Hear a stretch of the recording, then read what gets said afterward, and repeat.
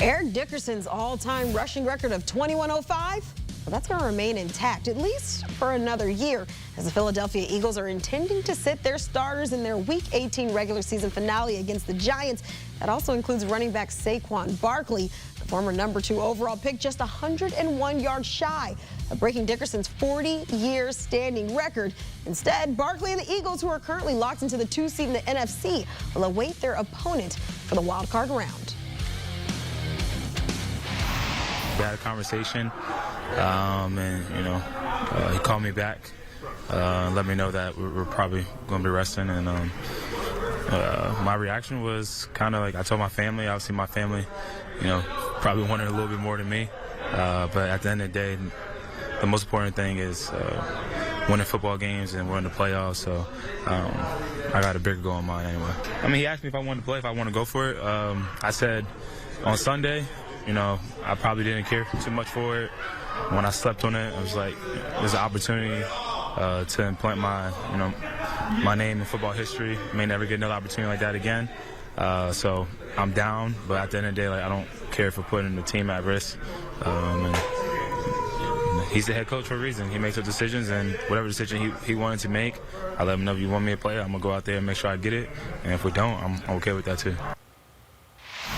We're now joined by CBS Sports NFL analyst John Breech. And Breech, while Saquon says he's at least at peace with the decision, his family maybe not thrilled, but also mixed feelings in the locker room about keeping that running back from NFL history. And obviously, look, for Philly, it's Super Bowl or bust. But let's just say this postseason doesn't necessarily go as Philly plans. Could that spell trouble for this locker room on not being on one accord on this situation, and perhaps some others in the past? Yeah, this is definitely an interesting situation. I mean, Saquon Barkley looked and sounded like someone who probably would have preferred to break the record, but he does understand that the team has bigger goals. And maybe if they were to get knocked out in the wild card round, Barkley might be a little bitter going into the offseason that they didn't go for the record. If I was the coach of the Eagles, this is one of the most iconic records in the NFL that exists and has stood for 40 years. So this is, if you have a chance to break it, maybe you can give your guy a chance to break it. But I do understand where Nick Sirianni's coming from, because if you put Saquon Barkley out there, you have to put your starting offensive line out there. You can't have Barkley running behind the backups. And now all your starters are out there. And if anyone gets injured in this meaningless game, your Super Bowl run is over before it's even started. So obviously not an easy decision for Sirianni, but in the long run, it is what is best for the team.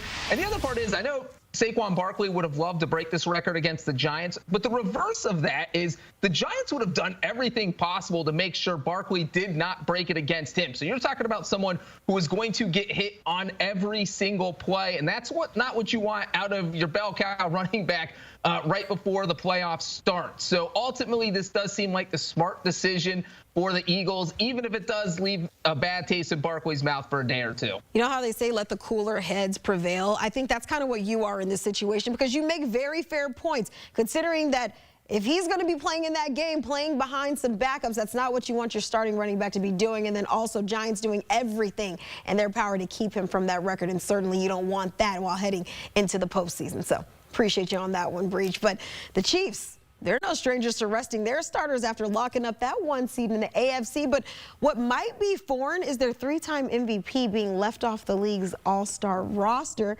after leading the Chiefs to a 15-1 record for the first time in his career. Patrick Mahomes missing the initial Pro Bowl roster. Instead, Joe Burrow, Josh Allen, Lamar Jackson, all three selected over him. But Breech, I want to get your take. What's this telling us?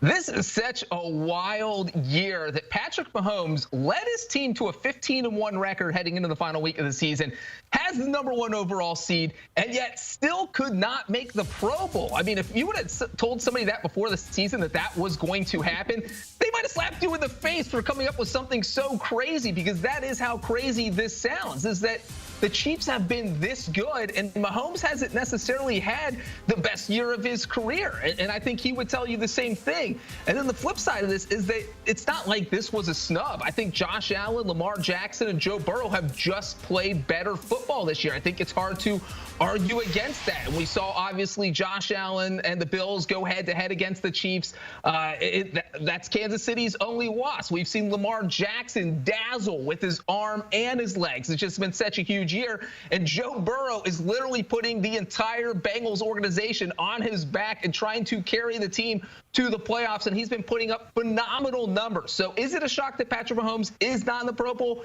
Yes. But is it a snub? No. So, I think the fans get criticized a lot because they're 1/3 of the vote in this Pro Bowl, and sometimes you just vote for the most popular guy or the guy who's on your team. It doesn't always go the way you want it, but this time I think the fans got it right, Kiana. Yeah, not a snub like you mentioned, but I think just a testament to all of the quarterback talent that we currently have in the AFC. But hey, you talked about one of those guys putting his team on his back, Joe Burrow, one of the Pro Bowl QBs that are not locked into a playoff spot, heading into a must-win Week 18 matchup against the Steelers to make the postseason. Breach, if there's anybody that's well aware of this situation, it would be you, because they're going to need some help from some other teams, perhaps some of their playmakers too, because running back Chase Brown and wide receiver T. Higgins, both questionable heading into Saturday's game in Pittsburgh. Just how does their status affect your confidence in Cincy heading into the weekend?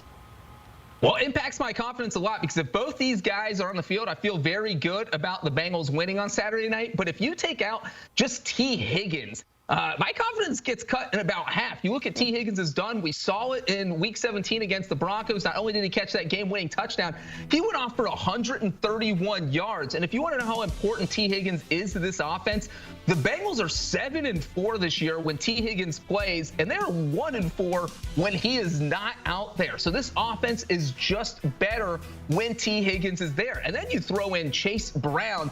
He's been kind of the unsung hero of this team over the past few weeks. He's got over 100 yards from scrimmage in 5 of the Bengals' past 6 games. He's caught at least 3 passes from Joe Burrow in 8 straight games, so he's been kind of that outlet guy. So these two guys, T. Higgins and Chase Brown, have really been making this offense go. And so I think the Bengals, if one of them are out, I think the Bengals can survive that. If both of them are out, I think it becomes a dicey proposition for them to win this game. So I think they absolutely need at least one of these guys on field if they want to have a good chance of beating the Steelers on Saturday night. You talked about it. You said the offense is better when T. Higgins is in it. And I think, like you said, Chase Brown being that unsung hero, I think the offense is much better with both of them in it. And certainly, Cincy hoping that their guys are available. That will be Saturday, 8 p.m. Eastern, playing against Pittsburgh in the Steel City. John Breech, I know you'll be front and center watching it. We appreciate you stopping by with the insight as always. And it all comes down to this, the 2024 regular season finale on CBS. Hey, the Broncos, they're looking to hold on to that final seed in the AFC playoff race, taking on a Mahomes-less Chiefs team. That's at 4:25 Eastern. You can catch all the action on CBS, or you can stream it on Paramount+.